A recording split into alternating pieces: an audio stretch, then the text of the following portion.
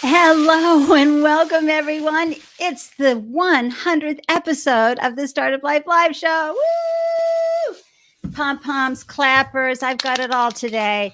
But more importantly, to help us celebrate this meaningful milestone is an extraordinary entrepreneur, operator, board member, advisor, and investor. And wow, is she bringing the gems today for your startup journey?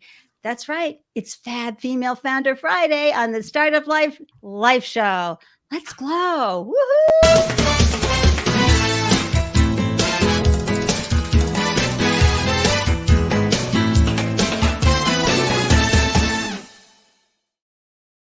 And hello, everyone, and welcome to the Startup Life Live Show. I'm your host, Ande Lyons, 4 times founder and startup champion to founders around the world. And after raising 4 businesses of my own, I now share founder startup stories to help newly minted business owners find the solutions and inspiration they need to succeed.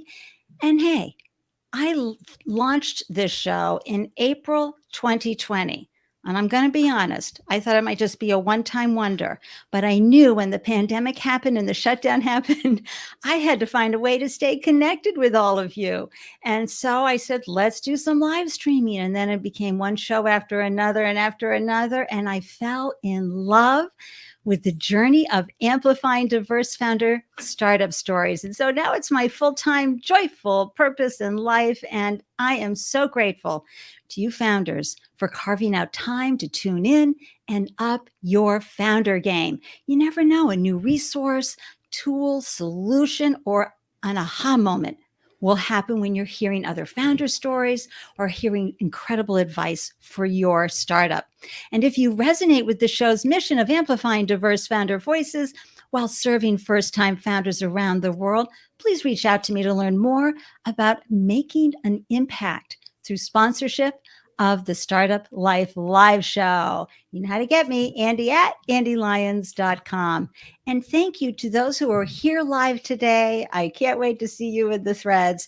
Please like this video, whether you're watching live right now or via replay, because you never know who might benefit from this conversation today. So when you like the video, and we're live on LinkedIn, YouTube, Periscope, Twitch, and Facebook, it goes into the stream and to your stream, and someone you may not even remember, you even know, might see this and benefit from the conversation. So I'm so grateful for your ripple effect, right? For your impact. And if you're tuning in on YouTube and you haven't done so already, please subscribe to the YouTube channel and click that little bell icon to help you get alerts every time I post a new show. And oh boy, speaking of posting new shows, let me just share this great way to stay in touch and find out whenever I have a new show coming up, which, I'm here Tuesdays and Fridays sharing the Andeliciousness, but join the meetup group, bit.ly/Startup Life Live. Live is in all caps. Those of you viewing, scan that QR code, and that way you'll get an alert every time I go live. So I am deeply excited to introduce our phenomenal guest. Let me pull up some artwork here because she is absolutely an extraordinary entrepreneur and now an investor. Jenny Lefcourt. Jenny has been in tech for over 25 years, and she's currently a general partner at Freestyle, a San Francisco-based early-stage VC firm whose investments include one of my faves, Airtable, as well as Intercom, Patreon, BetterUp, SnapDocs, Digit, and many others. Jenny is also a founding member and board member of AllRaise, a nonprofit dedicated to increasing diversity in tech. We all love and adore AllRaise. And prior to Freestyle, Jenny co-founded Wedding Channel, which was acquired by The Knot, and Bella Pictures, which was acquired by CPI. So as I said earlier today, Jenny is bringing the gems. So grab your questions and get ready to take notes, because here she is, the one, the only, the amazing Jenny. Yay. Super happy to be here. Oh, I'm so happy for you to be here too. Thank you so much for joining us. Where are you hailing from? So I am north of San Francisco in Marin. Usually it's very sunny around me, but I think the smoky skies might be getting us today. That's great. And viewers, see these balloons behind me and the Let's Party sign. My dear friend of 40 years, out of the blue, I'm going to try not to cry right now, showed up with these today. So good. Thank you, Nancy. You're amazing. I love you to pieces. I'm so grateful for our longtime friendship. And if you don't mind, we just take a little second here, Jenny, to say hi to everybody. Hello, Heather. Thank you so much for saying hi. And thank you, Asia. So great to see you. And Jenny, this is how come I look so good. You see all this artwork right here, all this graphics and everything. This woman right here in the UK, Nikki Pasquier, over 10,000 subscribers on YouTube because she always is showing people how to do amazing things on Canva. She makes sure everything looks Andelicious all the time. Thank you, dear Nikki Pasquier. And Heather, yes, always amazing advice here. Absolutely. Allison, oh my gosh, Allison Byers. Okay, so Jenny, have you heard of Scroobius yet? No. Okay, so Allison's business, Scroobius, helps founders put together a pitch, a video pitch. And it helps them quickly, resonate and get the word out. And she also, in the meantime, coaches them to make sure that they have an incredible pitch. And she works primarily with diverse founders. I'm going to write that down. Okay. There we go. Yay, Allison. Thank you so much. And she was a guest on the show as well. And hey, Brent, I'm always so happy to see you in the comment threads. Thank you, thank you, thank you. And our phenomenal local nail salon goddess of ever is Sandra. She always makes our nails look so beautiful. Thank you, Sandra, for coming by. And Lisa Caprelli, the founder of the amazing children's work in the world. I am drawing a blank. I'm so sorry, Lisa. But she was a guest on the show and remarkable work that she's doing with a show, Jenny, that kids can submit content to, and it's on Amazon. Oh, so Lisa, awesome. I'm sorry, I'm just having, anyway, probably because I'm so excited. Erin, local goddess, how are you? So happy to see you here. Erin keeps us all pulled together here in Boston, the women, making sure that we're rising to the occasions. And you're welcome, Nikki. And Deborah Oakland from Laguna Beach, longtime dear friend, Leo Goddess. Thank you for swinging by and saying hello. Jazz Unicorn. Thank you, Asia, my community manager right there. Thank you, Asia. That's what Lisa Caprelli does, Jenny. So a quick howdy-do to these lovely people tuning in and folks that I love and adore. Let's move on to I'm going to do one more shout out, Jenny, because some big things are happening in Arizona today. And I'm cheering on these two Arizonian femtech goddesses, Lauren Fitzpatrick Shanks of Keep Wondering Out Loud and Maria Luna of Famigo. Congratulations, you guys. Woo, for being finalists for Best Tech Startup in Arizona. We love to see those femtechs out there making things happen. All right, Jenny, back to you. Now, I know one of your favorite mantras is purpose before action. So I'm excited to find out what compelled you and called you to become an entrepreneur, because there you were halfway through Stanford's MBA program when you dropped out to launch your first business. We want details. Okay, so I'm at Stanford Business School, and I've always been interested in entrepreneurship at this time in my life. And there's this great, it's not part of a class, but there's a sort of extracurricular program where and I was also interested in venture capital. And so you could write a business plan, present it, and you would then get it in front of a bunch of VCs and they would give you feedback. And that seemed super fun to me. So I found this other woman, Jessica Heron, who I'd been seeing at similar like entrepreneurship and venture capital kind of gatherings. And I said, hey, would you want to do this with me? And she said, sure, but do you have any ideas? I said, I do. An aggregated gift registry. And the look on her face, like her eyeball, like her mouth dropped, her eyeball shot out. She's like, I wrote a business plan for that a year ago. And I was like, no way. So we got together, and sure enough, I had an idea pre-internet. So like at that point, it was maybe 3 years before that we were. So we're looking at like 94, 95. Yeah, that I had the idea, actually, oddly enough, if you really want to go deep, trekking in Nepal with a girlfriend of mine. And at that point, I'd been with my now husband, then boyfriend, for ages. And she said to me, when the hell are you guys going to get engaged and get married? And I said, I guess the day I desire China, I'll know it's time. And then we started trekking more and realizing I'm never going to want China. You all don't know me, but I'm the most casual human being ever. Like, I don't have a China bone in my body. So we then started on, trekking in the Himalayas, talking about the fact of like, yeah, we're still registering as if it's like we're our grandparents' generation. Right. Makes no sense. What if we could register for tents or experiences, whatnot? And this is back in 1994 that we're having this conversation. Yeah, because some people tuning in, pre-internet. I know. You guys can't even understand what I'm talking about. It's like shoveling snow on the way to school, but different. It's like, yeah. So pre-internet, and so we get back to America. And I decided to move out to California, and I kind of dropped the idea for reasons that aren't that interesting. And so whatever. So it's now a few years later, it's 1997. And I think that, I offer it up to this woman, Jessica, and now she had come up with her business plan post internet.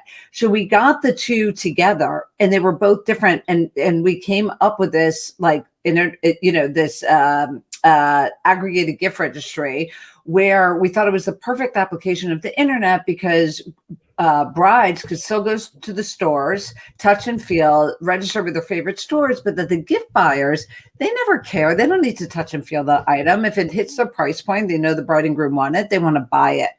So we start. And by the way, like, everybody's like, yeah, duh. Right, duh. It's a total duh. And it turns out that's a relevant point. But back then, it was not a duh. It was like really hard. You had to go to Crate and Barrel. You had to go to Bloomingdale's. You had to show up, right? Yes. But to your duh point, which I think is really relevant, is that we were not alone in having this idea. So as we got our business plan together for the competition, and then we kept on working on it while we're first year at business school, a few people said, well, I've seen like 3 of these business plans. Why are you different? Right. And you all will run into that, right? Like, you're going to have your idea, and the odds are you're not the only one having it. And the biggest, or to me, the most interesting thing was we knew how brides would think, because we were closer to that demographic. I'd just been married, but even beyond that, we understood how they would think. So there were a group of guys that were planning to, have bridal registry online, but they were counting on the brides and grooms registering online. And we knew there's no way brides are going to want to do that. They've dreamed of like going to Crate and Barrel or Williams-Sonoma and picking out what they want. And they know that their parents are still traditional, and their parents' friends, they're going to want to know that they're buying from some legit brand versus weddings.com. So, and then there were some other people that were doing things differently. So we felt like we really understood that we had to work with the retailers. And that was very, very different than the other business plans that were out there. So duh, because it really was time and it really was obvious. But what was not obvious was to work with the retailers. And when we went to get funding and we were pitching, once again, I work with a lot of men, but this was like we were pitching a room full of men. There must have been 30 men around the table with the venture capitalists that funded us. And of course, they know so much about weddings. They know so much about weddings. And they were saying, ladies or women, you're swimming upstream. Be done with the retailers. You can have such a higher percentage. You can get 50% margins instead of 15% margins. And we're like, gentlemen, we'll have 50% of nothing, because no one's going to register like that. Maybe in 15 years, maybe in 20 years. And by the way, now there is Zola, and I'm not surprised that people can register this way, but at that time, no way. And so anyway, we turned out to be right.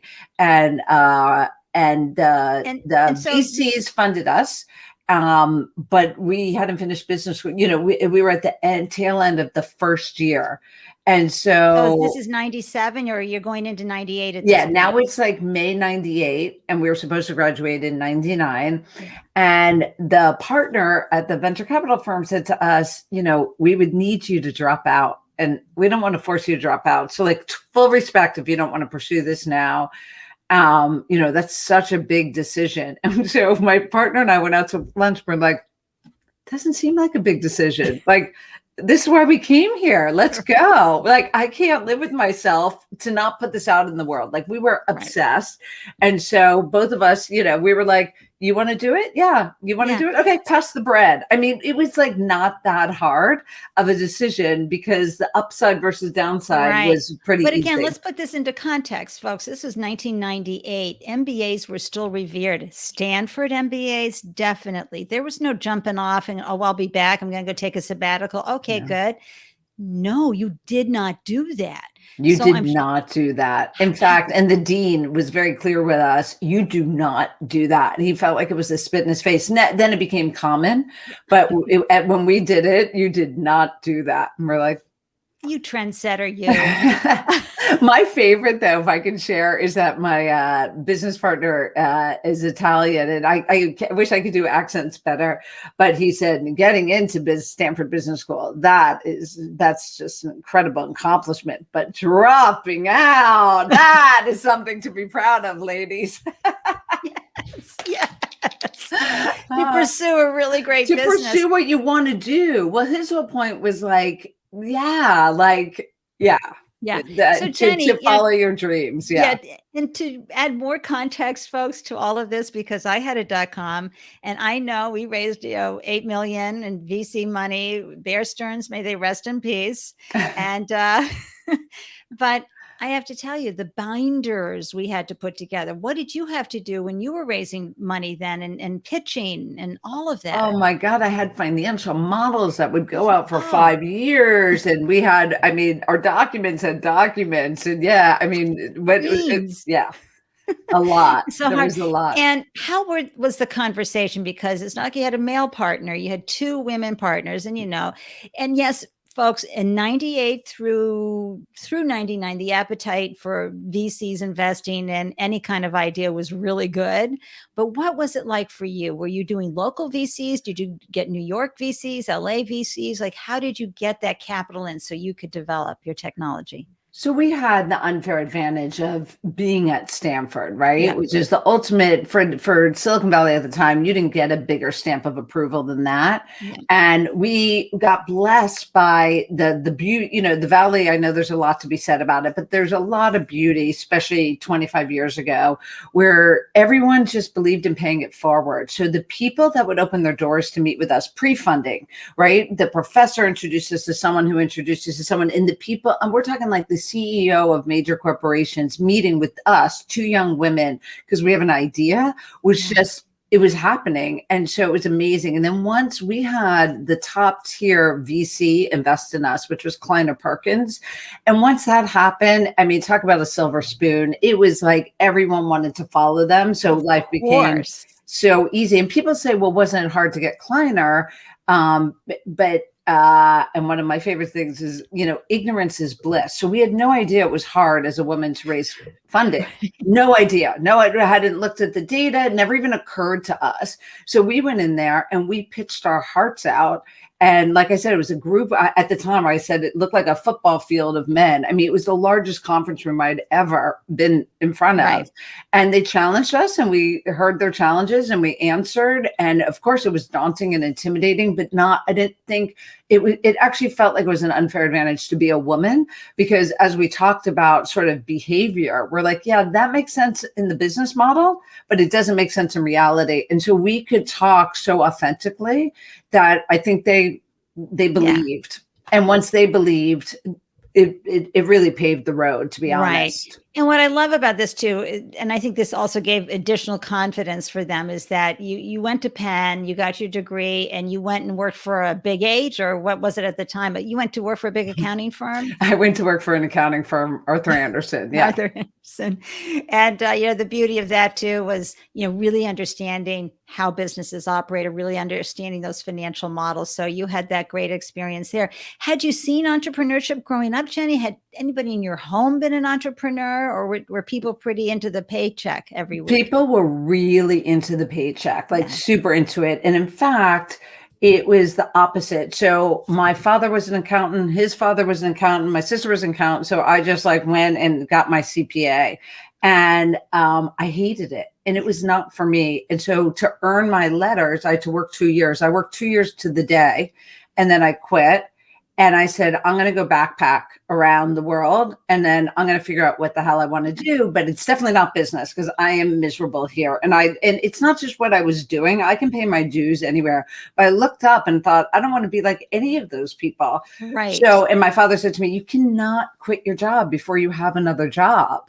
You will not be. And I said, you know what? I'm going to bet on myself, because this take the safe path is like a sure way to be miserable. And so I took a year off to backpack, and then ended up in Palo Alto to be with my now husband, then boyfriend, not knowing anything about the Valley. And he's like, there's really a lot of jobs here. And I was like, really? I don't know. And so I went for an interview at this company in Palo Alto, a software company. And I came back and I was just like, I don't understand what just happened. I met with the smartest people, one after another, but they were wearing shorts and t-shirts. And he's like, that's the Valley. And I was like, what? Because I had to wear pantyhose. We weren't even allowed to wear pantsuits. Can you all just take that in? I mean, I was in banking too. Like there were no pantsuits. Oh my gosh. So anyway, so how did I learn to like trust myself and to feel uncomfortable? Yeah. Is one, I always saved up enough money. So I had my own little cushion that I wasn't going to starve.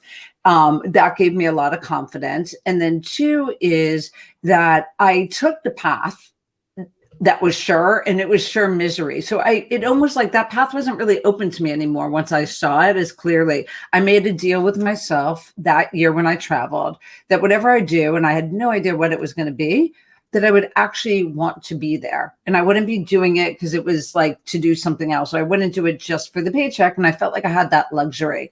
And that's advice for anybody under 30. And I don't know if Alyssa Unton from ArcVita is tuning in, but she helps people make sure that they have that experience, that they want to be, that they are where they want to be and where they want to go and where they want to glow with her business. That is phenomenal. Okay, hold on.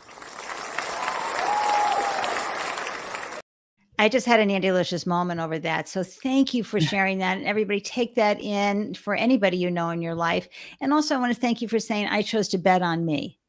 Because we get heavily influenced by our parents who love us, and it's their fear of anything going wrong for us. They, and as parents now, we know that's, I always say to my kids, listen, that's just coming from fear. That parenting advice, but we worry about that. So I love that you felt strong enough to bet on yourself, go out and just be open to all of that. And I have a few more questions about weddingchannel.com, but I just want to say hi to a few folks. And Aaron's comment about the china is so funny. Jenny, I have inherited 4 sets of china and use none. Some people love China. I'm not anti-China. It's just not me. Yeah.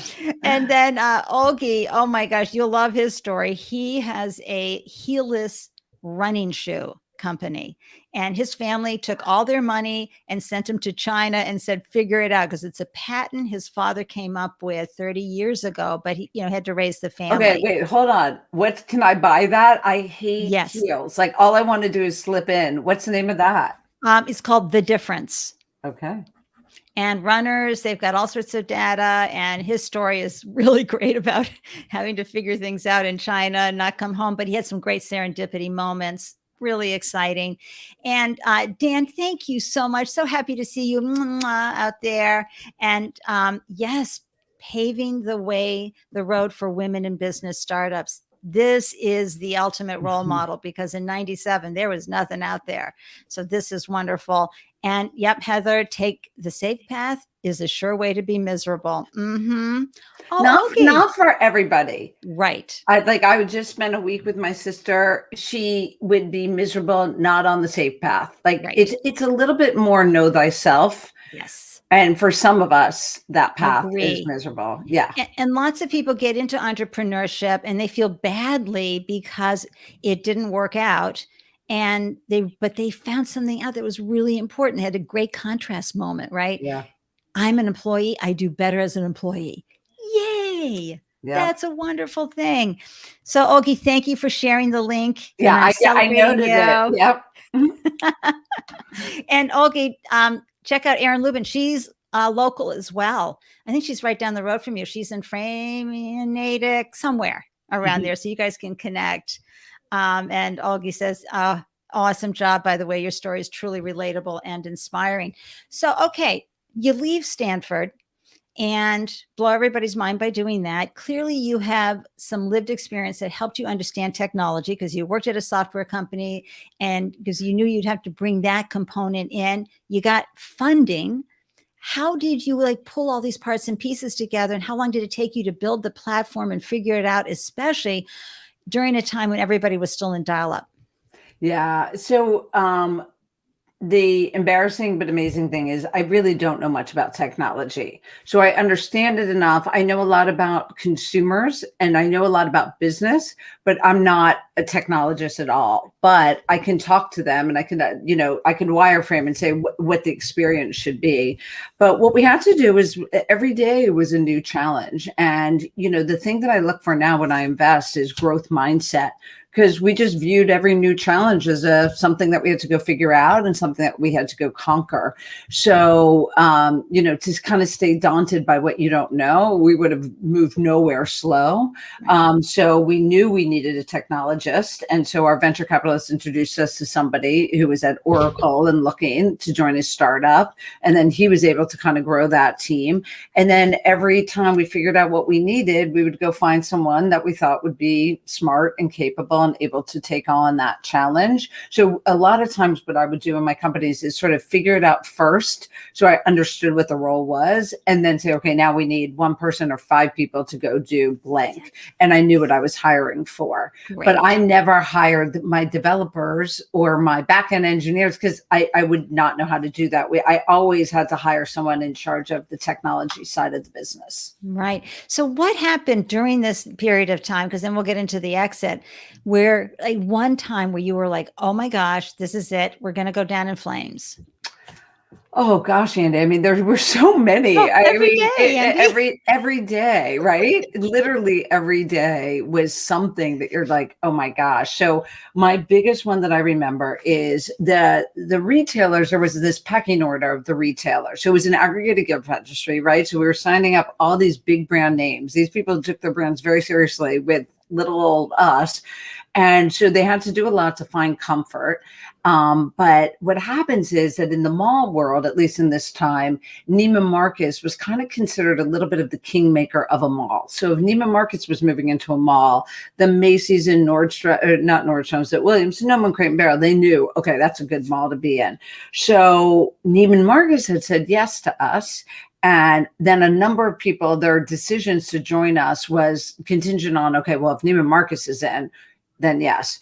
Well, lo and behold, it was 1998. No, I'm getting my 98, 99s confused. Bear with me. But anyway, where the internet suddenly moved from being interesting to be this thing that retailers really had to pay attention to. So our contract, we had a deal done, and there was just the last bit of corporate ink that was going to be put on this contract. Just had to go through Boston, the company that owned Neiman Marcus. I'd worked with Dallas. Dallas had signed off on it. And I'm talking about the CEO of Neiman Marcus had signed off on it. So we popped our champagne. We were good to go. The other retailers knew they were then good to go. And then somehow the contract wasn't showing up. And I'm calling. They're like, I don't know. It just got sent to headquarters in Boston. It should be fine. I don't know why. They just greenlight everything. Lo and behold, it hit them at a time where the holding company, I don't remember the name, had decided actually the internet is strategic. and we're not willing to give up our brand and work with this company unless we get to invest, which may sound like a fine problem to have, but at the time it wasn't, because then we're like, okay, we can't be Switzerland anymore. How are the other retailers going to want? Like, they're going to worry anyway. So we thought we were dead, because we're like, well, we can't let them invest, and they won't do this if we don't invest. And then you had 8 other retailers lined up because of all the, the way it's like throwing a my party. Stomach's hurting right now thinking about it. Yeah. And I mean, we had popped our champagne. So I had to tell the company that was like, up to start with 2 of us. And at this point, we're like at 80 being like, just kidding. That champagne we all drank a week ago. But hold on that, would you? Let's put the cork back in. Yeah. So that was one of the times where that stuff was happening all the time. Right. And especially because it was at a time where retailers were understanding the internet more and then questioning the internet more. So it was like, we're trying to get them to work with us in a certain way. We know what we need.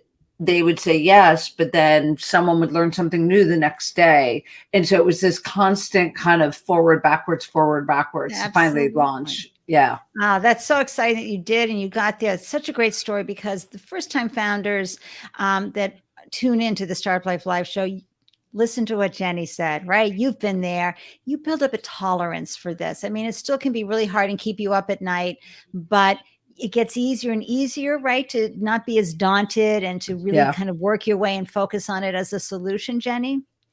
Yeah. So I would say that the thing that I've learned the most, and it's my ex-business partner who said this so well, is you're going to drop balls, right? And knowing which balls are glass and which balls are rubber are the key to it all. So my point is, if you think everything matters all the time, then you're sort of like, the things that are dropped could actually break you. But if you know it can, and you put all your attention on those, and you make sure, like when this thing happened with Neiman Marcus, it got all my attention. So all that other stuff I thought was important became non-important. So I think you learn, yes, that you'll usually manage a way out, but you also learn where to put your energy. And how not to just spread yourself so thin that you think your logo matters as much. And by the way, when we started, we thought our logo mattered as much, our advertising, like we didn't get it. And it took a VC saying, guys, you have got to know the 3 to 5 things that are going to make or break you, and understand all that other stuff you're doing. It's noise. Well, what are the 3 to 5 things that are going to make or break you? Well, that's every company has to decide. For us, it was, we had to get the retailer signed up. We had to build the tech platform. Those were the 2 things at that. Now, by the way, the 3 to 5 things that are going to make or break you are going to change over time. Right. And so a lot of times it comes down to, having the right part. For us, it was the right partners, the right technology. Sometimes it's the right, having know how to acquire customers, technology, and then money in the bank is usually one of those 3 to 5 things. Right. So now you've launched. You're part of the whole wonderful .com bubble. Things are amazing. Launch parties are going on. People are spending $50,000 at these launch parties. And then, of course, June of 2000 comes creeping around and things start blowing up left and right. But you did not blow up. Why do you think that is? Because we were sitting on a mountain of cash.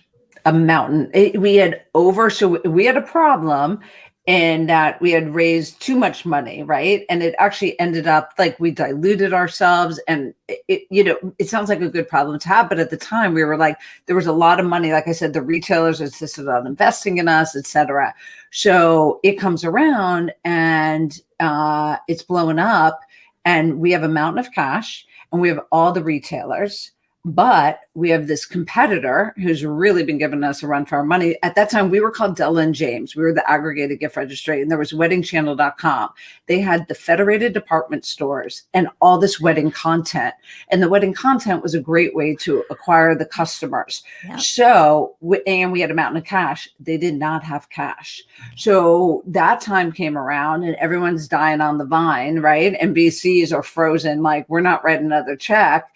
And we got to say, okay, what do we want to do? Do we want to merge with them? Do we want to pivot the entire business? Our VC said, hey, you guys are smart. You have an amazing team and you have a mountain of cash. You don't even have to do weddings if you don't want, if it's not working, right? So like we were told explore. Nice advice. Right? I've had to say that to my founders a few Yes. times, and I say it to all of you. You don't want to get too attached to what was, right? If you have an idea, it's great to pursue it, but you also want to stay realistic, not just optimistic. So I have one founder who's really struggled with this, and he's like, but shouldn't I always be optimistic? I'm like, but you also have to keep your eyes wide open, because if you're too optimistic and sort of a magical thinker, then you can convince yourself to go down a path that is not fruitful. So it's really this fine balance. So we did think about, okay, what else could we do? We spent that time and we really felt, gosh, if we had federated department stores and we had that content, we would be perfect. And this would be a very long-lasting business.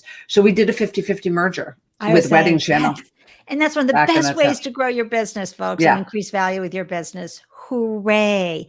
And then when did you know it was time to sell? Did someone come up with a number and you went, wow, that's my number, I'm in? How did you know? So I actually was no longer with Wedding. So what happened is we merged, and then I took on a certain role and I liked that role, but then I got pregnant. And I was like, you know what? I have been doing nothing 24/7 for years, and I want to breathe before I now start a new chapter. And by the way, I'm very much a chapter person. Yes. And so before I start this next chapter, and so I gave him plenty of notice, and it was in good hands. Like I didn't feel like I was, going to hurt. And you still held on to your equity. I held on to my equity. Excellent. And so I transitioned out about 3 months before I had my first child.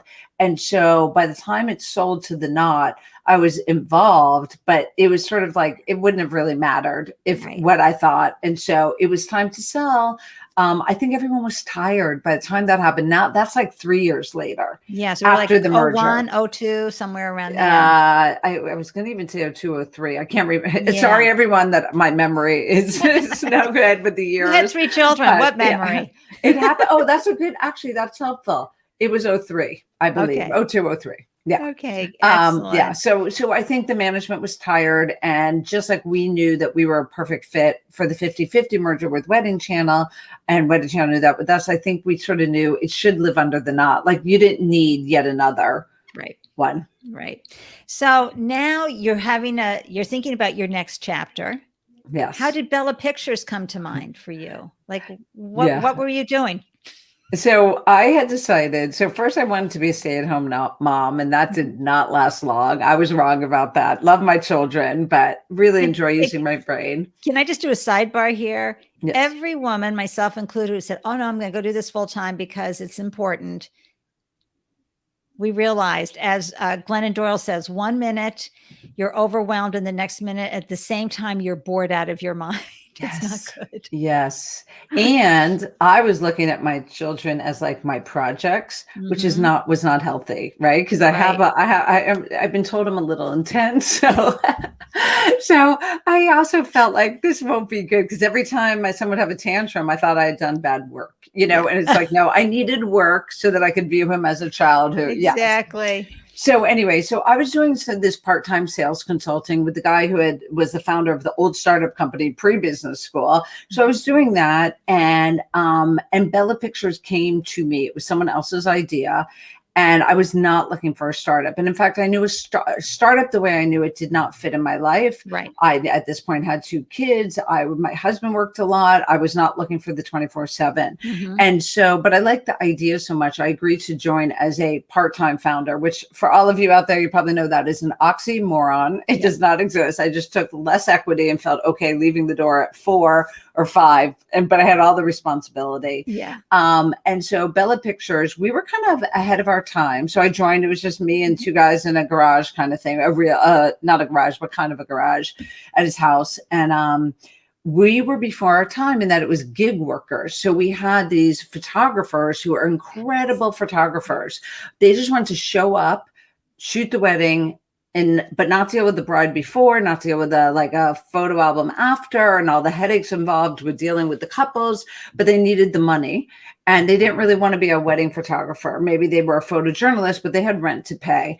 So we did this it was the gig economy before the gig economy, and we set up this whole infrastructure, and it worked beautifully. We raised a lot of money from venture capitalists, and we went from 0 to 25 million in under 3 years. So this baby was a rocket ship. Yes. I mean, a rocket ship. And then it was 2008. And that rocket ship flatlined. Yeah. Big time. Big time. We don't need it. The family can take photos at the event now. Basically. And we thought we were recession proof because we didn't feel it in our business for the first 6 months. So as the world is totally collapsing in 2008, you talk about funding dried up like nothing.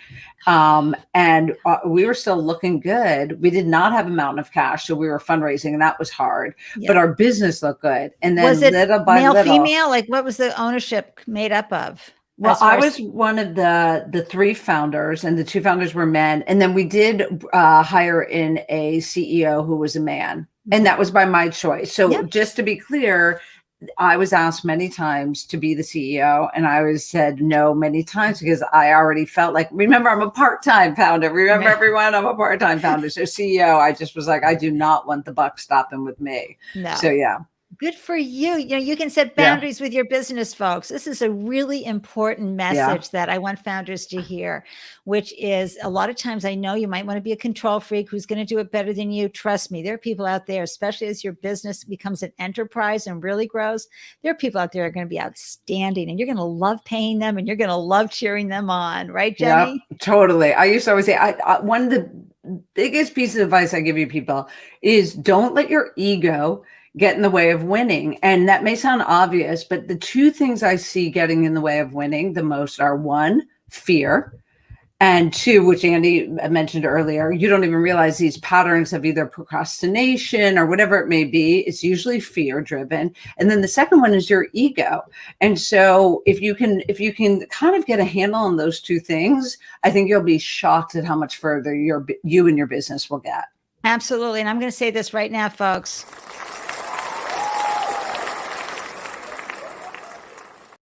100%. Don't let your ego get in the way of you winning. Really absorb that. That is outstanding advice, and it definitely belongs on a pillow. So how did things end with Bella Pictures? And then we'll move on to your investor journey. Yeah, so we found a soft landing for Bella Pictures. It got purchased by a company called CPI. And it was, at the time it felt like a victory, but it was not a good financial, like our investors didn't get 100% of their money back. The common stockholders didn't get money. So it was not a financial win, but the company lived. And when you put that much time and that much heart into something, you'll see, it's nice to see it live. And I know it sounds cliche, but I learned more in Bella Pictures than I did any other experience in my life. Why is that? It was the most complicated and the most interesting. And we had, there was just so much going on, and we got to grow it from 0 to 25. We ran into barrier after barrier after barrier that we'd knock down. And then in the end, while the result wasn't, as stellar, the reality is I learned more because we figured out more in that time than maybe I ever had in any business. It was just, wow. It just was. Yeah. Wow. That's amazing. And, that's an interesting tell about you too. When it gets good and complicated, you are a happy camper, even though you are a part-time. Yeah. So you had your soft landing and you became an investor. How did that happen? And why was that important? Did you have a little segue in between there? Did you start working as, mentoring groups? And then you said, oh, I like this. I want to start putting some money in on these deals. How did that happen? Yeah. So I wanted a break.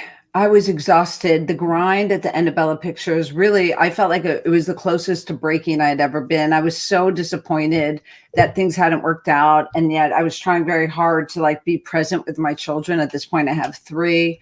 And so I was like, what I know is that I need to breathe. And so I was getting all cozy and not working. And I had a mentor, and that was about 6 months. And I had lunch with a mentor of mine, Jerry Held. And Jerry said, so when are you going back to work? And I said, Jerry, I'm not sure. I'm not sure that I'm going to. I have 3 young kids. They need me. And he said, you love to work.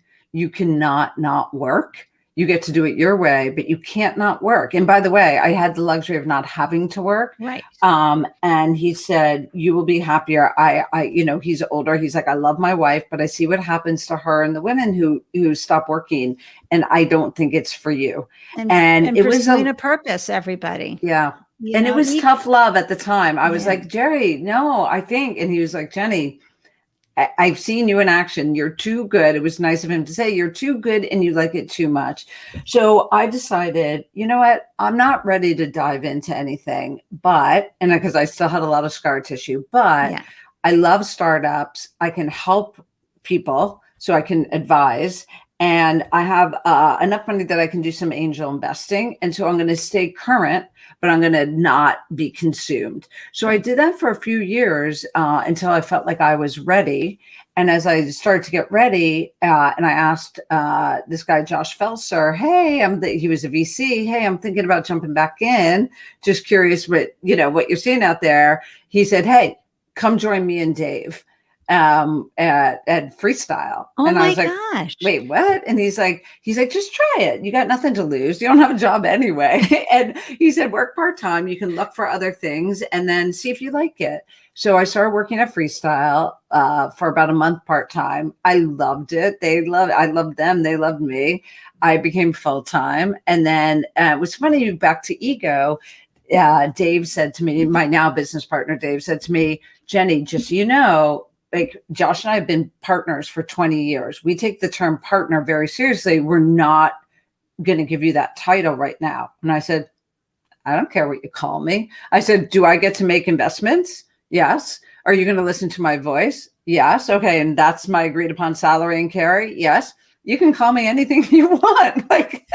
And you can call me just as long as you call me in time for dinner. Exactly. And he was shocked because he's like, oh my God, they had a woman before. And she was like, when am I going to be a partner? And it was the title. I'm like, I don't care. He's like, but then what do we call you? I said, well, I don't want to be called a principal because most principals are like 25 years old. And at this point I was not. I said, just call me an investor. Like, who cares? But as long as So anyway, so that was the beginning. And then I became a partner in the next fund.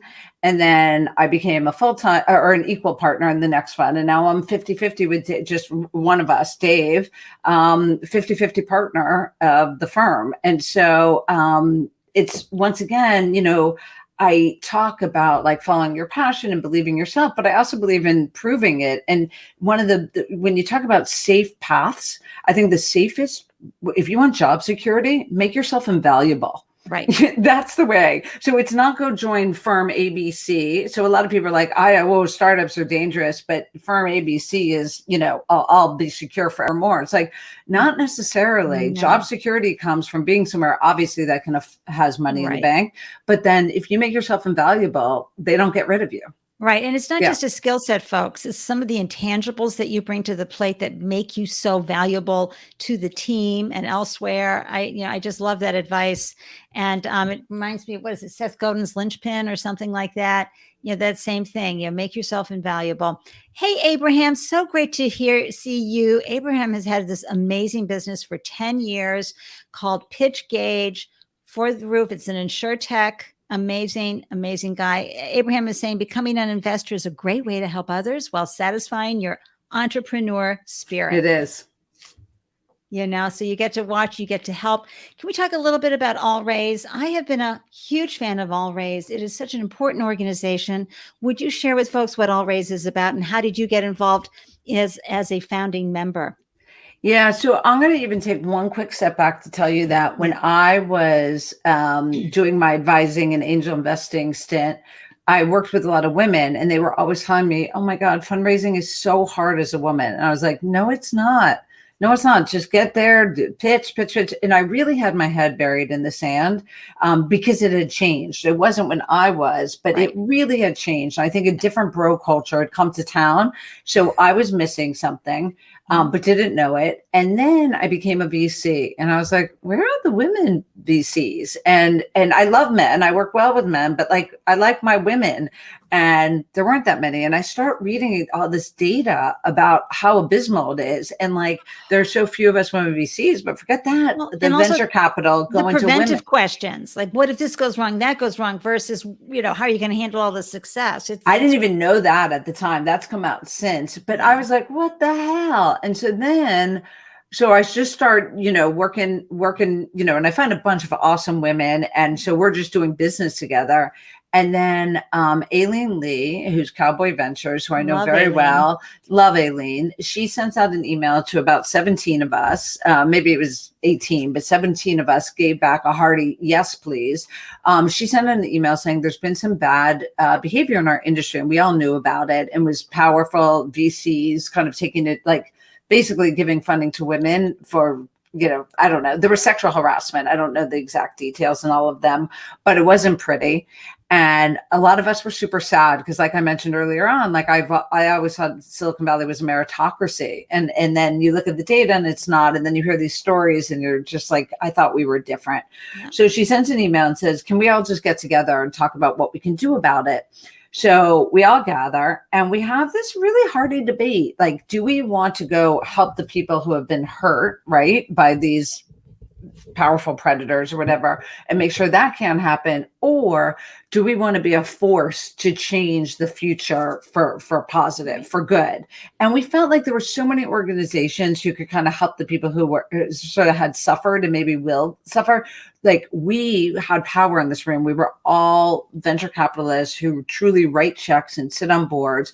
What if we were a force of positive change and just tried to change the landscape moving forward? Right. And so that was a very conscious choice. And so we just started shipping product, meaning, okay, well, maybe part of the problem is that women don't really understand what it takes to pitch VCs. What if we do office hours and we demystifying the funding process? So Jess Lee at Sequoia and I did a gathering. You had to apply, and we just kind of demystified, like, when they ask you this, what they're really looking for is that. So we did that.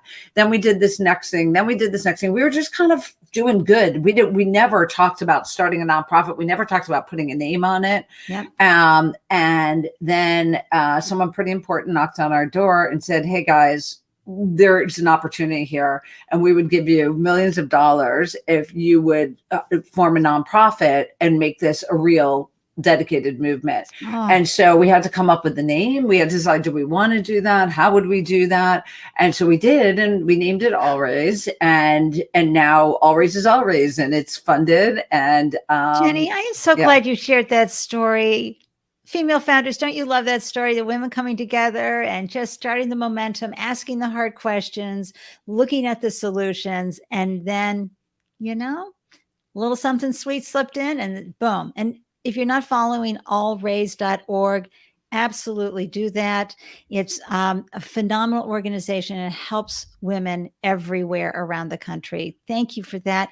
So, Jenny, Freestyle VC, let's talk a little bit about how you work with investors so we understand more about the investment process. How long does it take? How do you help companies that you back? What's your typical check size, and other interesting things that are going on at Freestyle? Yeah. And I appreciate you plugging Allraise that way, because it really is, there's more programs that I could mention now. So please follow on Twitter, on Instagram, go online. We're trying to have programs, and we're always open to ideas and more volunteers, and also always more funding.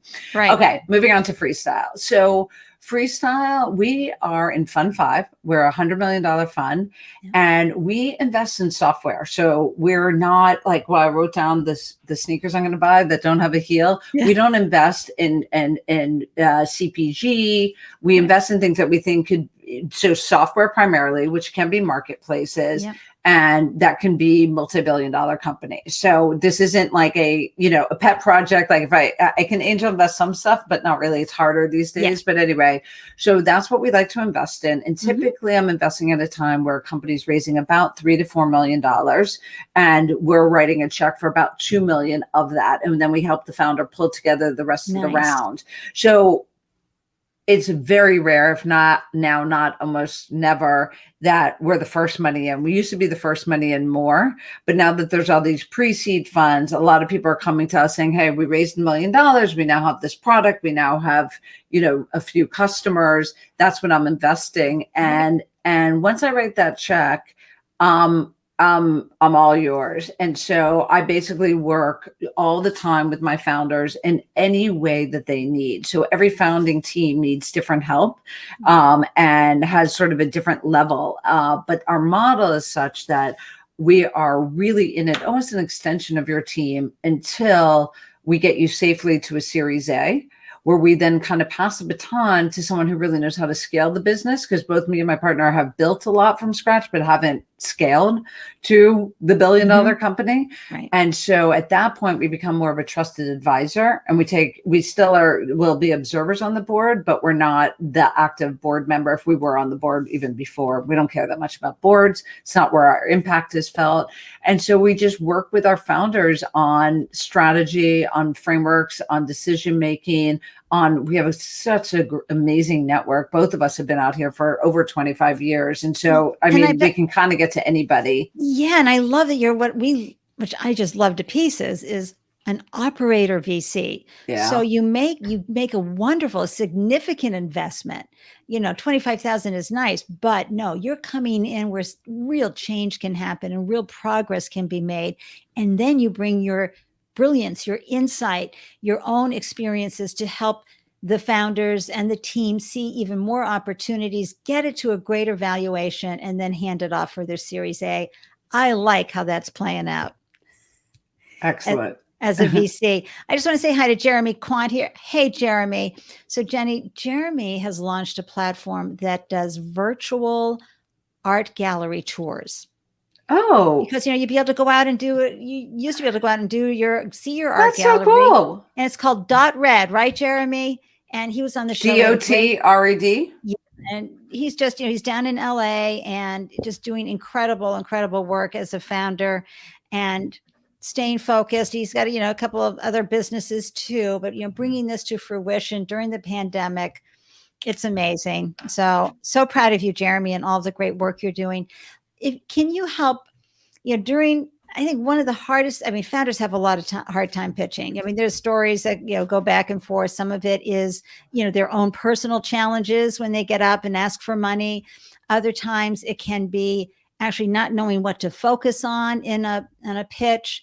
And what are some best practices you can share with founders right now on a few things? One, approaching investors and following up with investors. Mm-hmm. Best practices for that reach out. Do you prefer warm, cold, pitch events, et cetera? And then for staying in touch after someone has looked at the pitch, and sometimes you hear crickets, that kind of thing. And then finally, what are some of the missteps that founders make when pitching to an investor that are glaring for you, but would really help our crowd here?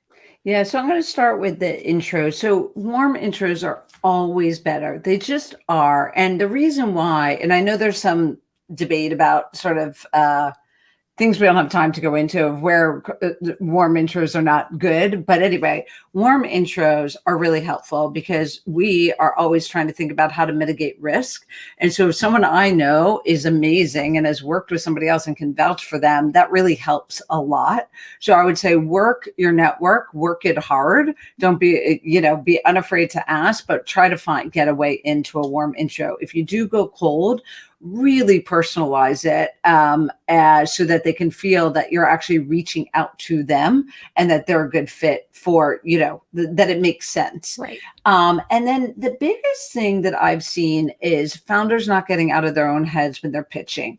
It's sales, right? And it's just like sales. You have to think about what does the other person, what does the person on the other side of the table need to hear to be excited about this opportunity?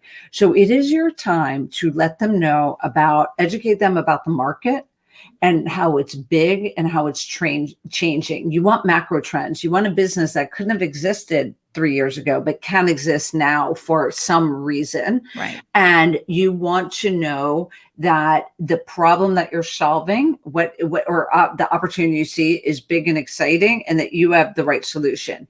Then you start with, and so where we're starting is, and so the common mistake I see with founders is they're pitching what they have, which is usually small because you're a startup. So by definition, it's small. And so you're way better off talking about what the big vision, and then talking about where you're starting, and then connecting the dots from here to there. And so I call it the 1-2 punch. And if you just pitch this small thing, it's like, that could be like, I believe you can do that, but that's not interesting. And if you just pitch this lofty thing, but you're not like, and here's where we started and here's what's working, then you're also leaving the VC empty. So I call it the 1-2 punch. Have the big vision, get them excited, and then show them where you're starting and what proof points you have, and then how you're going to connect those dots.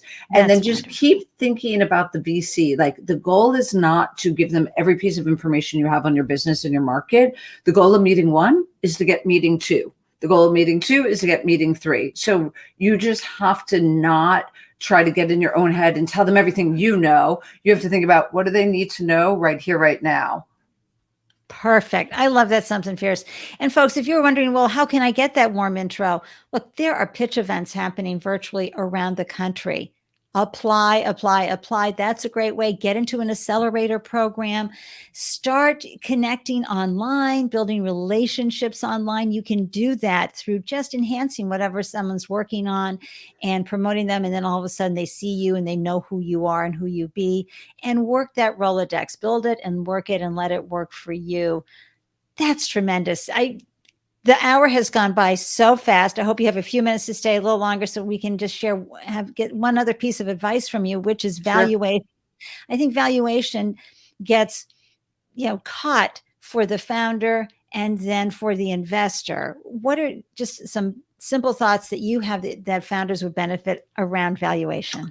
Yeah, valuation to me has become a little bit of an ego number versus a reality number. And so my recommendation is, know who you want money from, because hopefully they're going to make a major difference for you. Know how much you need, and then sort of what feels right in terms of the market and what you can tolerate in terms of dilution. I cannot tell you how many times I've seen founders take money from someone not as good because the valuation was better, even though I think long-term they're going to be way better off if they'd taken the lower valuation from a better partner. And it's because their friend had one that was twice as much. And so you'll always find someone with a higher valuation, and valuations have gotten silly. So I'm not saying sell yourself short, but at the same time, it's just not the number to obsess on. The thing to obsess on is a good enough valuation so that you can get started on your business with the right partner. And by the way, I've seen more harm done by high valuations because it's like pool, right? Like you're not just trying to get the ball in the hole, you're also trying to set up your next ball to go in the hole. And if you're at a really high valuation and you don't just execute flawlessly, and maybe even if you do, when you go to raise that next round, if you're not worth a lot more, then you're not going up into the right and you don't look as attractive. And I don't care what story you tell, you just don't want to have to explain why you're doing a down round. So you want to kind of set yourself up. So just like a business, you always want to be going up and to the right on all your metrics. You, in your valuation, want to always be going up and to the right. Love that advice, something fierce. Yay! It's a great note to end on with just one other question.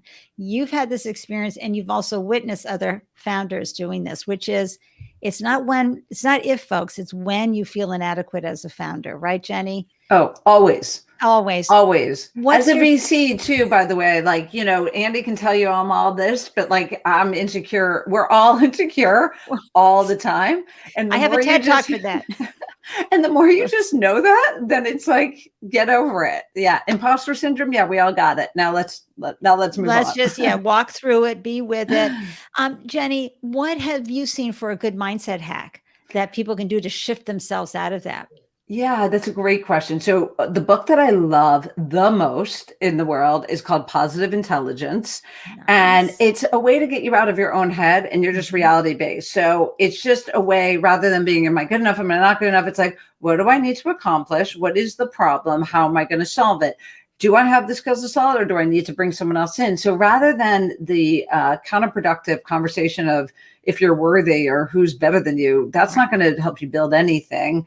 But being focused on what needs to be done, and just being very reality based is the best hack I've ever seen. So it's a change the conversation.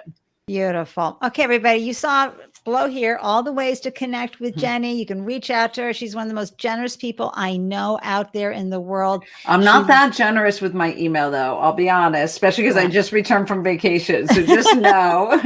Well, you were so helpful, and you're so willing to, do what you can to make someone else's journey easier. I am so grateful that you joined me for the 100th episode. You've been reading the comments along the way. You know how much your presence and your advice and your stories have been really appreciated by folks. And I know this will be listened to a lot, because you have some wonderful chapters, Jenny, that you have shared along the way. So thank you so much for joining me. I'm going to pop you in the green room. You can go. And what about, are you going to tell us about your chapter? So your 100th episode, are you just keep on going? God, thank you for asking, Jenny. The lineup for September and October, and I'm booking November, is amazing. Founders that you will just love learning from. But one of the things I'm going to start incorporating, and as soon as I find a sponsor for it, is where are they now? Because we've had some great stories along the way, and I've been watching them, and what has happened. And I want to get like 4 or 5 of the folks that have been on the show back on and say, okay, so this is what we learned, or we pivoted, or this happened, and we made that milestone, and here's what we crawled through to get there. We were all about the real stories here, right? We don't sugarcoat anything. So I just want to thank you so much for joining me. You are a special person, and I know we'll be able to hurl someday. Hug in real life. Totally. Yeah. And Ande actually gave me a lot of good nuggets when we were on a panel together, and I use them frequently. So hurl is one of them. Hug in real life. All right. Looking forward to all of you being fearless and egoless and amazing. And Ande, thanks for having me. Oh my Congratulations. Gosh. Thank you, Jenny. Thank you so very much.